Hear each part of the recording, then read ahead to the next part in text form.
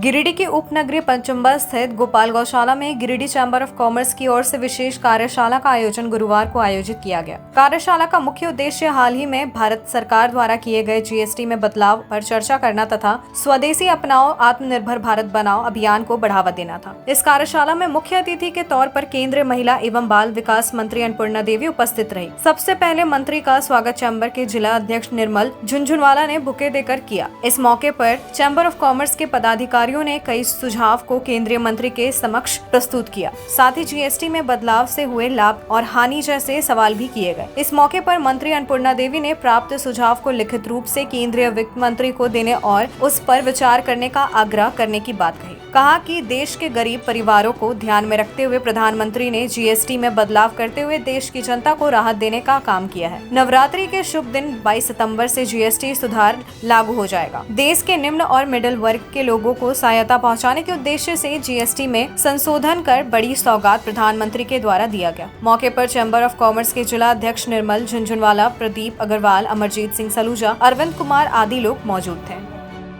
Chamber of commerce Giridih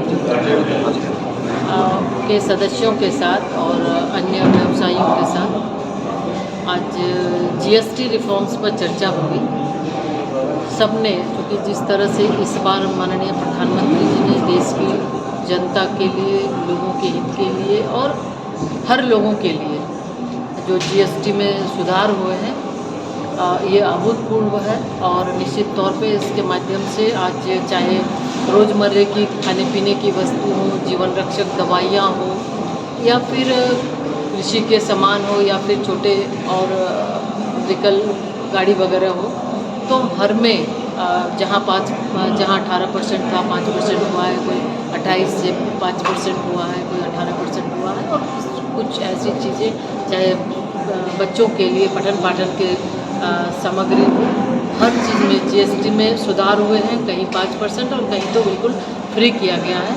तो आज chamber of commerce के माध्यम से माननीय प्रधानमंत्री जी के प्रति इन्होंने आभार भी व्यक्त किया है और साथ ही साथ इन्होंने कुछ अपने सुझाव भी रखे हैं। तो निश्चित रूप से हमेशा से जो सुझाव जाते रहे हैं, समय समय पर उस पर भारत सरकार के माध्यम से कार्रवाई होती रही है।